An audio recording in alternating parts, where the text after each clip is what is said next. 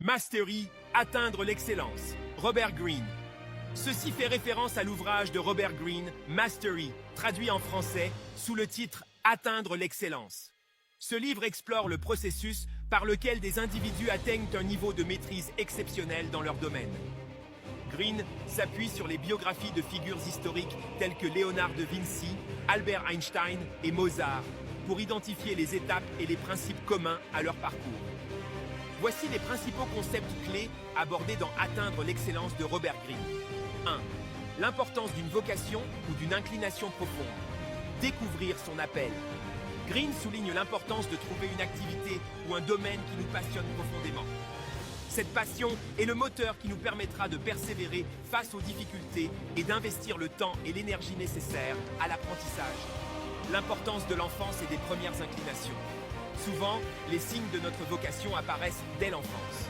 Il est crucial de les identifier et de les cultiver. 2. La phase d'apprentissage intensif, l'apprentissage en profondeur. L'apprentissage auprès d'un mentor.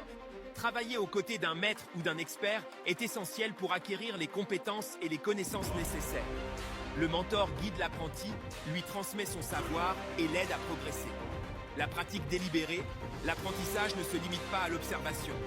Il est crucial de pratiquer activement et de manière répétée en se concentrant sur les points faibles et en cherchant constamment à s'améliorer. La patience et la persévérance, l'acquisition de la maîtrise demandent du temps, de la patience et une grande persévérance. Il faut être prêt à surmonter les obstacles, les frustrations et les moments de doute. 3. L'absorption des connaissances et le développement de l'intuition. L'immersion totale, pour atteindre la maîtrise, il est nécessaire de s'immerger complètement dans son domaine, en étudiant son histoire, ses fondements et ses subtilités. Le développement de l'intuition, au fur et à mesure de l'apprentissage, l'intuition se développe. L'expert est capable de prendre des décisions rapides et efficaces, basées sur une compréhension profonde et implicite de son domaine. 4. La phase créative, la maîtrise créative, l'indépendance et l'innovation. Une fois la maîtrise acquise, l'individu est capable de dépasser les limites de l'apprentissage traditionnel et de développer sa propre approche en innovant et en apportant sa contribution unique. L'acceptation de l'échec et l'expérimentation. La phase créative implique de prendre des risques et d'accepter l'échec comme une partie intégrante du processus. L'expérimentation et l'exploration de nouvelles voies sont essentielles pour progresser. 5. Les stratégies pour atteindre l'excellence selon Greene, trouver son domaine, identifier une activité qui correspond à ses inclinations naturelles et à ses passions. Retourner à l'apprentissage, adopter une attitude d'apprentissage constant en cherchant toujours à s'améliorer et à acquérir de nouvelles compétences. Absorber le maître, travailler aux côtés d'un expert et s'imprégner de son savoir et de son expérience. Voir les choses pour ce qu'elles sont. Développer une perception réaliste de son domaine et de ses propres capacités.